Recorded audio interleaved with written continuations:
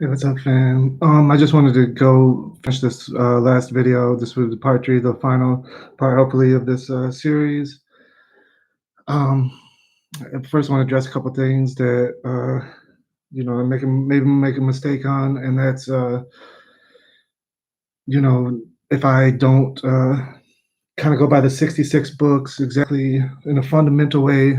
I feel like I was trying to, but a lot of y'all kind of turned me back to the old me. I guess I kind of went into certain fellowship. I don't know that I was very passionate as much as I want you to think I was, a fanboy or nothing. But like it was, a few days a week, a few hours, a lot of times that end up being a big part of my life, fellowship with people, and I was willing to kind of just go by the 66 books that they like to go by, and to hopefully, just to, stay on the same page, have a good fellowship. Um, but eventually, I get blocked for posting scripture, and they say, well, maybe it didn't relate. And I say, just because you don't see how it relate, and don't give me a chance to explain myself, don't mean it don't relate. So, because I'd be seeing a lot of connections in the Bible that maybe a lot of people don't see on first glance, and so I'm not going to say you can make me, break me, or shape me, but I guess I was kind of out of my sorts, believing I could work, against my convictions, to be on the same page, but you can't make me, break me, shake me, but you can turn me back to the old me that I went back from where I was then to a prior time in my studies, and how to get my point across, and so on and so forth. So this is supposed to be, Sons of Light, Sons of Darkness, which is, if you didn't know, a Masoretic text. Sorry, not Masoretic. What am I saying? A scene text. It was a scene text that they found in the Dead Sea Scrolls, and the same time period was the Pharisees had just started coming in, and the Greek Jews, had started losing, to the Greeks. The Hasmoneans were starting to die off, and these people were flooding um, to the desert to get away. And in a lot of ways, that's how Jerusalem was safe from Nebuchadnezzar, if you really want to believe that they were, is maybe being far enough away from any part of his interest that he kind of, it was might have just been like, oh, why do I care about that? Those people, villagers, and those huts, on top of that hill on the other side by the desert. It's not really, but like, it doesn't really make sense because the history shows that he was in Egypt, and y'all waited until Nebuchadnezzar for. I meant Assyria prior, is what I meant, Assyria. But y'all wait till Nebuchadnezzar, to fulfill a lot of the southern, southern parts, getting took over. So, I was getting into Ezra, and so let me just finish into that, while so I don't lose my train of thought, because it kind of relates, because I believe that the book of Ezra contains parts having to do with the same time period. That Zerubbabel was a type of Herod to them, and scribe was, Levi, Ezra, who lives hundreds and hundreds of years or whatever you want to believe, So, and how they fit the book of Esther in there, and and Daniel. Like, so if you go to a lot of Jews' writings, they go put Esther and Daniel in the back of the book, in the later time period of the writings. Does that tell you anything about how they assess Daniel and whatnot? But so let's get into it. So one thing I want to say about Daniel is, if you go to Daniel 9:1, it says, in the first year of Darius, son of Ahasuerus, by descent of Mede, who made him king over the realm of Chaldeans. So, although history doesn't corroborate this at all, to Daniel, there was like, to succeed Nebuchadnezzar was Darius, but it also, history shows it was Cyrus, and and to Daniel, there's these go with like two horns, one Media, one Persia, and And even history says that there's a 10-year gap between where Cyrus was king of Persia and to where he's king of Media. So we could just kind of assume that even though this Darius wasn't in history, that we're not far cry to kind of make it fit if we just say that this Darius just meant king, and wasn't really Darius from history. It was the king of the Medes. So, but we get into all these problems because when you get into the 70th week of Daniel, the 70 weeks of Daniel, that it's, if you do a proper hermeneutic of Daniel 9, even though there's a lot of verses in between the 70 weeks and the 70 years of Jeremiah, um, that it's, if you do a proper hermeneutic, it's the same time period. There isn't like hundreds of, like, decades and decades or scores of years going on that separate these. That it was part and parcel of rebuilding the city, because Daniel said to rebuild Jerusalem, after the 70 years, under Darius, but we know it was really under Cyrus. So we know this is like coming up. It was incumbent on this next few years to um, fulfill the 70 years of Jeremiah. So this ends up becoming a problem for a lot of the Jews because when we look at history, Cyrus died in 530, and you go back 70 years, that it wouldn't be possible for Jerusalem to be destroyed in 587, as history says. So, they say that everything happened back at 605, which makes a big problem for the Christians. And I think Christians are kind of a big problem here. So the reason why I think Christians are a big problem is because they seem to miss this verse right here. And if you think everything's God breathed and you're a fundamentalist, you gotta, attack this Romans 3:7 here that says, "But if God's truth redounds to His glory through my falsehood, why am I still being condemned a sinner?" So if your lie, you know, glorifies God by making what He said true, making His promise come true, why are you still a liar? And this is darkness by lying. It's the definition of darkness is the lie, and truth is light. So because why? So here, that's your mistake. Here's my mistake. Just to be fair, here's my mistake right here. It says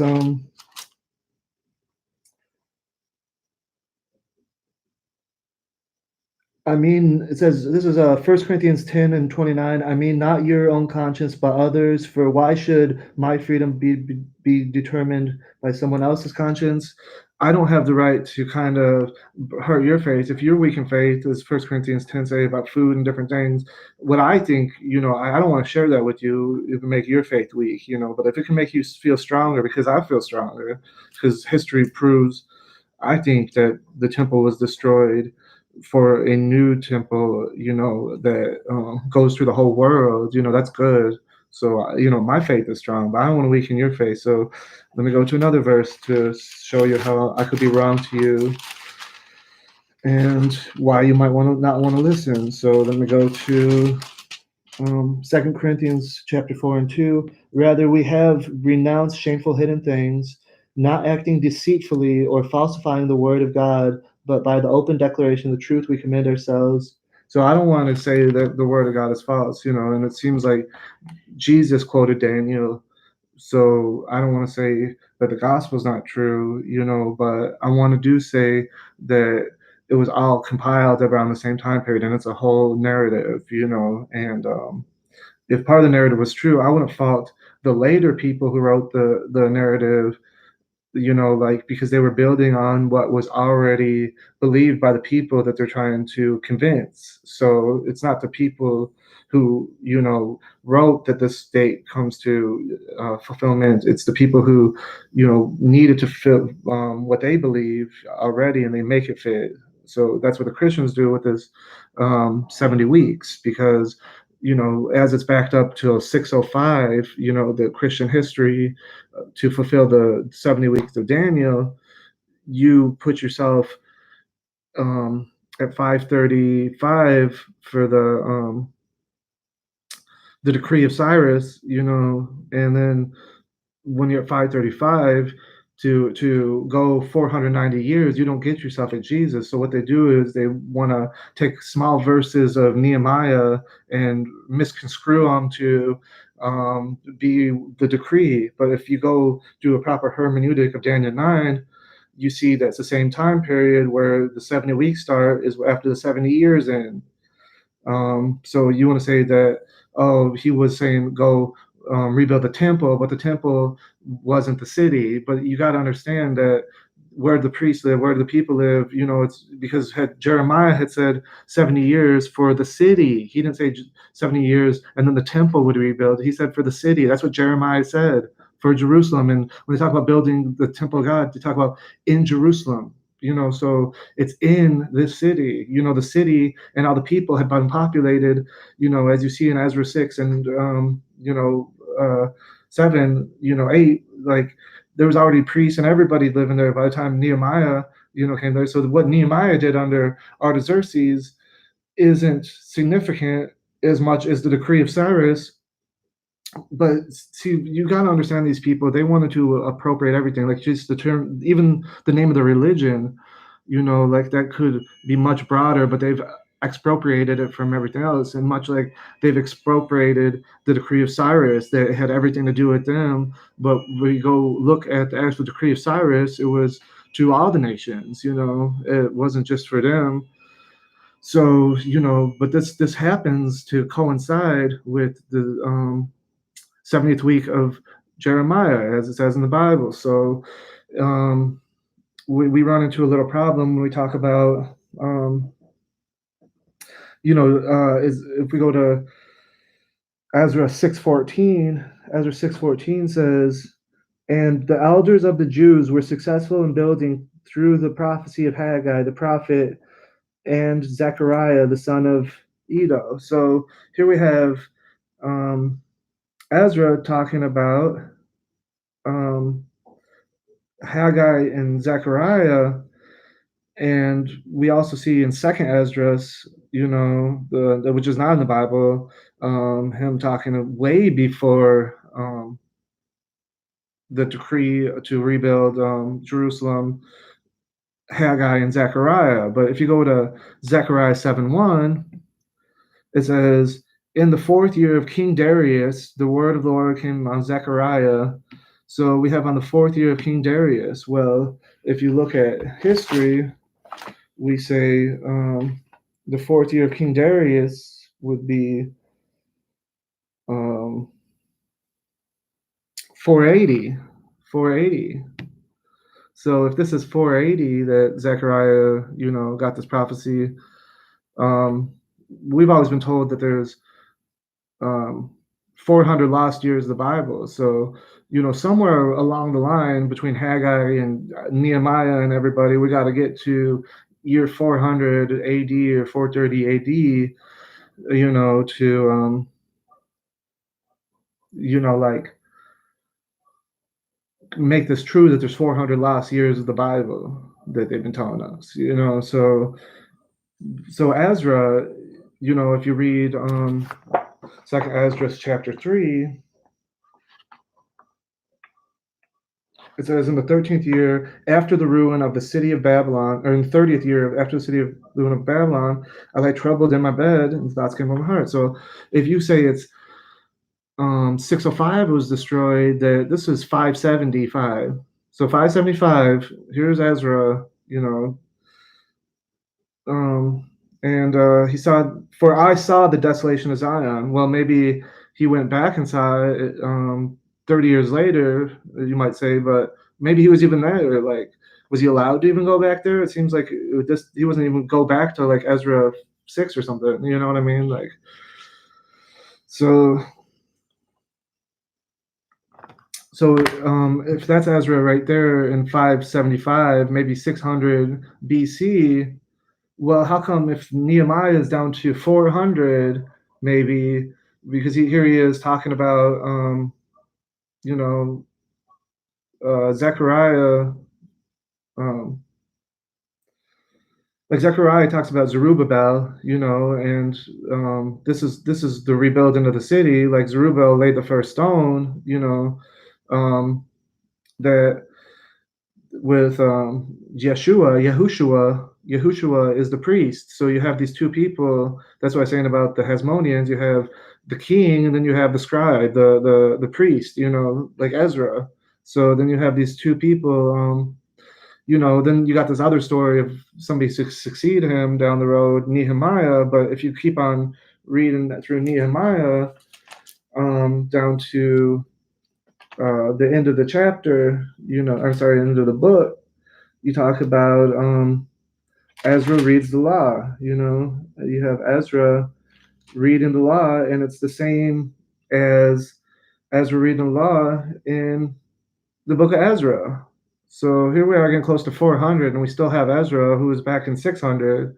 It's not really adding up. And same with the verse they took out of Esther, where Mordecai had been, a near descendant of the people, there, and then is here coming up in the year 430 or 444 or whatever. You know what I mean? So you have this big problem here of people living to be hundreds, like 100 some years old, and like Daniel, they want to say this is who Ezekiel's talking about in Ezekiel 14:14. He mentions Daniel, and Ezekiel 14:21 mentions Daniel, but Daniel um, is I didn't get into all this talk about these Darius, and Ahasuerus, and how these using the same name for different people and the same people and stuff is confusing enough, and it seemed like tricknology in and of itself, But Daniel, if he was seen as a great prophet by Ezekiel back in 650, how is he all the way down the line, all the way down to Cyrus, uh, King of the Medes, who's 530, you know what I mean? Um, so if he was if he was already grown in five if he was already grown in 650, how's he going to be a child, or sorry, child, or sorry, if he was already grown in 650, how's he still alive in 530? You know what I mean? And remember, you work backwards because BC. That sounds kind of dumb.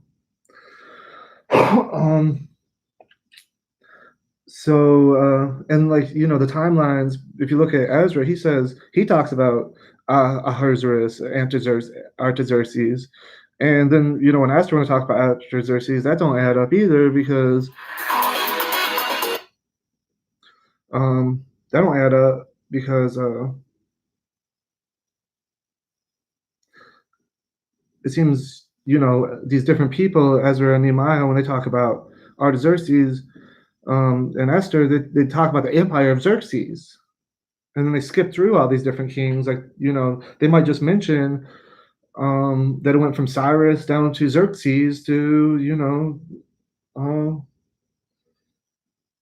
Darius, or they throw Darius all over the place. So I'll get back to you on that. I just wanted to show you why I might not have got as far in this video, and why my head's kind of spinning, because honestly, I don't want to have to do all this for you. You know what I mean? Like, trying, if y'all hadn't been lying, if you didn't make it so hard with all your lies, where you try to, fit in all this chronology, by twisting things around, because when clearly, you know, Jeremiah was talking about building the city. How's the ground gonna rest when people had moved back to build the temple? They got to eat. People got to eat, And then they talk about in Ezra 6 all the animals and stuff like that. And if you try to say that this is the same time as Nehemiah, then you're making Ezra live hundreds of years. You know what I mean? So it doesn't really add up. So, anyways, this is not my fault. I'm so frustrated. If y'all haven't been, given wrong answers and trying to divert from the truth, this wouldn't be so complicated. I wouldn't have to go through 500 different pages to get to my page that actually has critical diagnosis and isn't trying to lie. Remember Romans 3:7. Your lie does not make you not a sinner by glorifying God. You know what I mean? So enough about that. I wanted to get back to what I was saying about the sons of light and the sons of darkness. So I was oh yeah, so another liar is Strong's Concordance. So Strong's Concordance is what I got tripped off in my last video. If you watched my last video, I was trying to find a SAR, the word SAR for Prince, and I got tripped up on all these different stereos and everything. But the reason why this happened is because they are in control of when they call words the same and when they call words different, which I'm gonna get into, when it comes to the different H's. Well, let's start off with that actually. Let's start off with that right now. Okay, H1653 KJ. Sorry, Strong's. Oh yeah, so this was rain. Um, Rain is Geshem, Geshem. So you see, it has this word, this letter Shin in it. Shin is the letter for destruction, and the word that we're looking for Prince is Reish Shin, which has letters Shin and Reish, which actually both together make up this word Reish, which can make a status of king, prince, chieftain, leader, all these different things. But I want to show you that this also has to do with God. So the reason I got tripped up is because of this verse right here, and that's Hosea chapter 12, verse 4. And it says, so I should have just clicked on the verb, but I didn't click on the verb. I went to the concordance, and they tripped me up because they separate these words in two different ways. So here I am at Strong's 7786, which is way far removed from where it was last time, like 200 words removed, because they have so many words that start with shin. And if you do alphabetically, when you put the vov, it's pretty far from the resh, apparently, that you'd have all these words in between or something. But they turned me way off because they put the word shar, where I was looking at Hosea 12:4, as sur. That's shin, vov, resh. And I don't think that's proper because there is no Vov. There is no Vov. There's a Vov, at the beginning of the word when he says when Amalek had reigned 3 years, but reigned doesn't mean this word sure, which they has like no power, and they use it for a lot of different things. But in Hosea 12:4, we see, um, shoot, why did okay, I don't want to go to the commentary. I want to go to parallel, not language, it's parallel, not version. Okay, go to version and Bible Hub. So it says, in the womb he grasped for his brother's heel, in his vigor he wrestled with God. And then it says, yes, he struggled with the angel and prevailed. And because they translate that to yes, it throws it off because it really says, in the womb he grasped his brother's heel, and in his vigor he wrestled with God.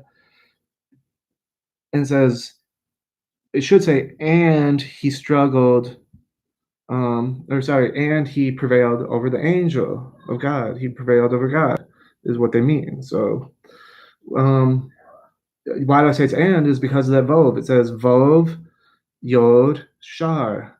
And this Yo Shar, this Yo Shin Resh is Yochin Resh is where we get Israel from. So this word prince and to have power is they're calling it struggle right here. And they're saying it's the same word as sur when it's not, because you see it's Ysar or Yisrael. It's the same, the Vov and the Yod, they will, the Shin, destroy, um, the Reish in the high office, So, yes, so they saying and they will prevail and have power over El, which is God. They will have power over God, Malik, which was King God. Al Malik is King God. And you'll say, no, it means messenger. Well, you got to understand the culture. You got to understand the culture. So this is coming from Herodian people that were creating a new Arabic or Aramaic called Hebrew using Persian Aramean letters. So you know, and it's not. Uh, how do I say this? So when you're just not believing me because I'm saying Malek and is the same word as Malek. And you'll say, well, one is MLK and the other is MLAK. Well, but you don't understand Hebrew. The aleph doesn't make a sound. Um, so like the aleph is to just put space between. So I was like, okay, maybe I was wrong because also in king, there's the cough at the end, and in angel or messenger, it's a k at the end. But Daniel uses the cough from king and puts it on angel to say that. And in terms of the aleph, I looked at the vowel, I thought, well, maybe it's a schwa. So instead of it being like a long pause in there, it's really short, so that makes it a different word. Because remember, when these languages were spoken phonetically, well, most people didn't read. So how would you distinguish between different sounds, using these letters that it's not a schwa, it's a seagull, and then the seagull makes kind of an olive sound because it's a seagull. It's like the word sell. And so that's how you say an aleph is you just have a pause, sell. So you see how I did two vowels, sell, it carries. And you see that often with words like bed, I don't sleep in a bed, I don't sleep in a bed, I sleep in a bed, and they say, if you go to Wikipedia, the aleph makes it sound like head rhymes with bed. If you don't think head rhymes with bed, you better take your head to bed because that don't really make sense. So what was I saying? Oh yeah, so what you have to understand about the culture is that these people were raised in like this comes from the Persian Messiah Cyrus that freed the people, like I was saying about Zechariah and Haggai, and how they all corroborate how Cyrus freed the captives. So in that way, this Persian culture, if you look at how the Persians, and the Babylonians and different people thought of a decree, that's what a messenger is. The word of the king is the king. That represents the king to the people. And that is the word of God. You cannot take it back. The only way you can take it back is to make an amendment that supersedes it in some sort of way. You can't just undo it. And this makes practical sense because if you send out a message, you can't take it back. It's already out. And there's no website to make sure everybody is on the same page. So somebody could reading something from the king, and that would have to stand because if somebody didn't have the next document or they hid the next document, that's the word, with his seal. So what I'm trying to say is, if you go back to Hosea 12 and 4, it says, yes, he prevailed over the Most High God, and uh, he had power over him. Yako. So that's kind of a problem. It's kind of a problem for you that you don't see that the Hebrew makes God like uh, the light. Like you might be saying this just means king, not the light, you know. But you got to understand how he made the angels and everything out of light, and the angels represent God's word to the people, you know, and like Gabriel, the messenger angel, or God's power, because His word is His power, because His word is where all things come from. You can't see God. God's not physical except some weird stuff in Exodus, you know. So you just have His word, and that's what Jesus is. His word. So through Him, all things were made. So um, if we get into this H 1300, going to H 1300, Strong's H 1300, um, we get the word Barak. And as I was saying before, that Barak is lightning. But if you go to um, Zechariah 9:14, it says, and the Lord shall be seen over them. His arrows shall go forth as the lightning, Barak, and the Lord shall blow his trumpet and shall go with the whirlwinds of the south. And, you know, with God's presence, you have this lightning, this thunder, the ground shaking, and the ground shaking is related to the thunder. So it says they'll go forth like arrows, that maybe they'll even ride across the sky, if you will. This lightning that you can't touch, that destroys. Remember, Shin destroys. Um, so if you look at this Ezekiel 34:26, it says, I will make them and the places surrounding my hill a blessing. Will send down showers in season. There will showers of blessing.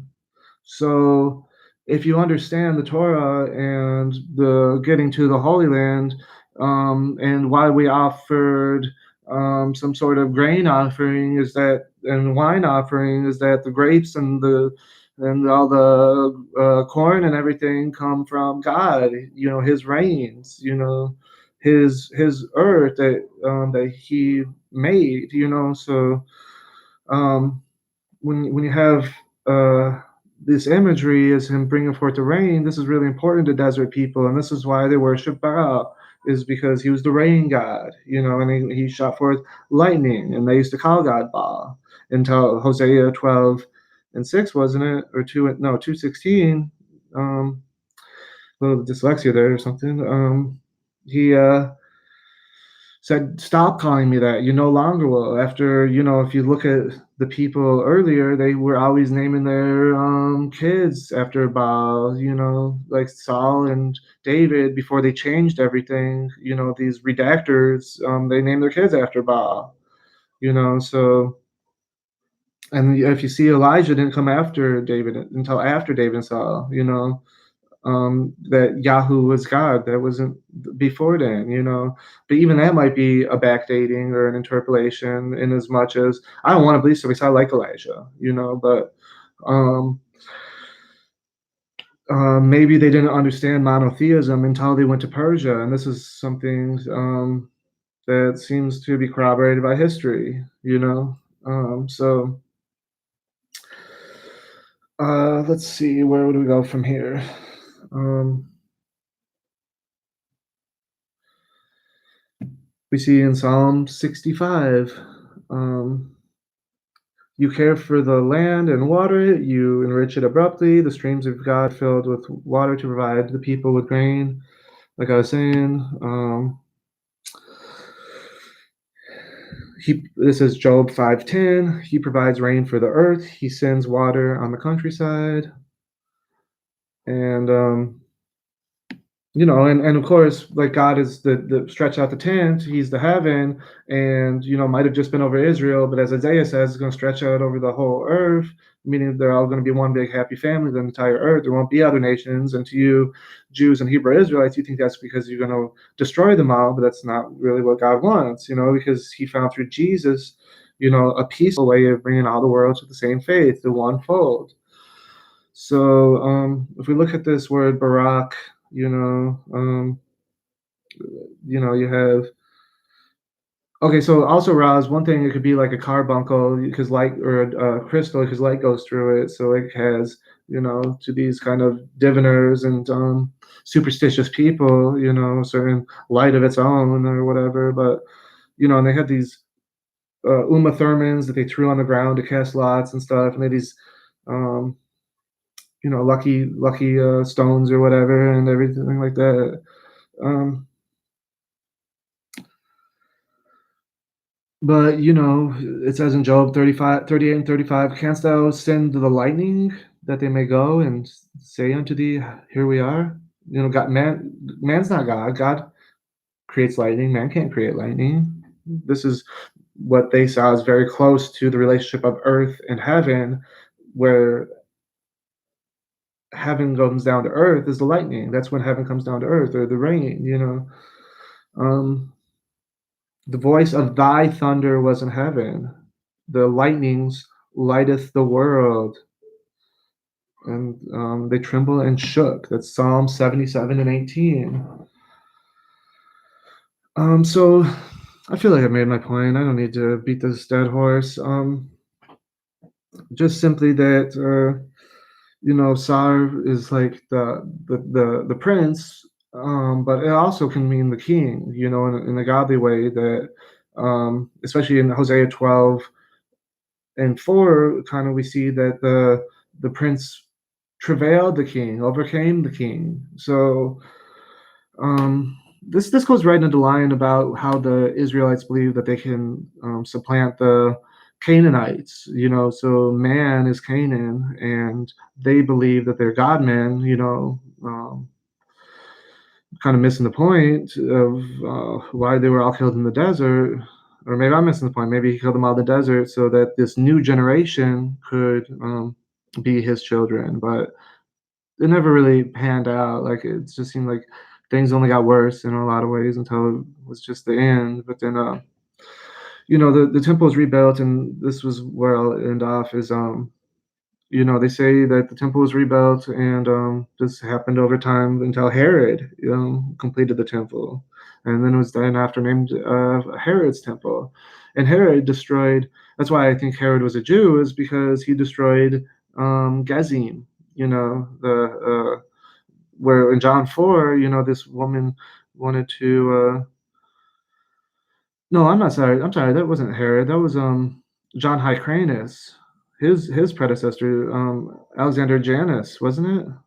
And as you see, these all people have Greek names. These um, hyper Jewish, anti-Greek people, how had been Hellenized for a while now, and they spoke Greek. So that it was because of this that this sort of Greek revival comes, and that's when they wrote Ezra and Daniel and all these other books to. And Ezra's like a god to the Jews because they say if he didn't give the law to Moses, he would give it to Ezra because God loved Ezra because he lived hundreds of years and saved the Jews, by being such a good scribe that he outsmarted all the Gentiles and they're all believing what he told to do. So, um, so Herod, like he needed to get legitimacy. He needed to be the legitimate Jewish heir, but because John Hyrcanus had already brought all the Jews into the fold, and we see that the Edomites felt entitled to because they at right before the destruction of the temple, as they were the zealots, and Simon the zealot, this is an identity. He was up. The priests that had the temple were up there calling over the wall, because the temple wall is a city. The city and the temple are one and the same. It's all just built up on the mountain. So as he's calling out the wall, they believed that they were entitled to be part of the city, that they were being kept out, but they believed that they were Jews in their hearts, and they were also in captivity, as we see in Obadiah. That their fate was the same, and we see in Ezra that the Ammonites and these different people were also over there with them, and they're going to have a lot more in common with other Hebrews than they are with these people that possess them, and they're going to speak more like them. And like it says in Nehemiah 13, they had married those people and they had, had children and everything, and they were speaking that language. So it was probably mostly those people, and And if Nehemiah and Ezra are ready to kill you and rip your hair out for being a foreigner or marrying a foreigner, you might even lie about, who's in your group or whatever. So also I wanted to say something about Chronicles, or sorry, Ezra, that he talks a lot about the replacement populations of Samaria, and that's something a lot of people have been missing. And it seems pretty racist if you think about it. So I don't know about Daniel, I don't know about Ezra, and I don't know about Esther, to make a long story short. And if the reason they're in the Apocrypha is because of the late date, honestly, they're suspect as anybody for the late date, just because they stylized themselves to be Hebrew and wrote in a fake Hebrew for the first time,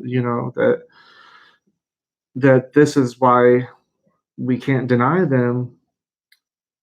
We're going to have no choice but to do a critical analysis of the dates and the people and show how this doesn't add up, that it was too far enough removed from those times, even know who all the dates were for all the kings. So yeah, they definitely got some history. They knew some history. They were in Babylon. They were in Persia. They know that. But is it the same people? They worked really hard to say it's the same people. That seemed like the whole point of the book of Ezra, is to just say it's the same, and prove it to you. And that's why this legalese is so valuable to these people. You know what I mean? Because they think they can argue something that's not even true. I don't find any inspiration in Nehemiah, Ezra, all that, like Chronicles. Like, it just seems like a fast talker, that thinks he's a silver tongue, but is more of a silver tooth. Like, it's it's not good. This kind of racism of kicking out all these other people. It's not good. And if you want to find good in it, if your faith isn't as strong as mine, that if you see something wrong with parts of the Bible, you got to throw the whole thing out. Then I'd say resign to just say it's it's hopefully you can say it's all metaphor and symbolism, like, but if you have to believe that this is absolute truth, then please believe something like God wasn't quite ready for his plan, that he needed, because these people had such a fragile view of things, that they needed a little separation to keep these other influences out, because they're so prone to be pagans that they just couldn't help themselves, that they needed to keep these other elements out of there. Otherwise, like Solomon had all the power in the world and couldn't help himself. You know what I mean? He had all the wisdom in the world and couldn't help himself. So to think that humans can do it is kind of missing the point. It's only for God to do, to make his powers on earth, and he's made his powers on earth. And the powers on earth aren't the temple. There is no temple, so there is only Jesus is the temple, and he told you he's the temple. So we can inherit that through him. We can have our temple, a more holy temple in heaven, if you will, if you will. So I think I'm just going to wrap it up. All right. Thanks for watching, I guess.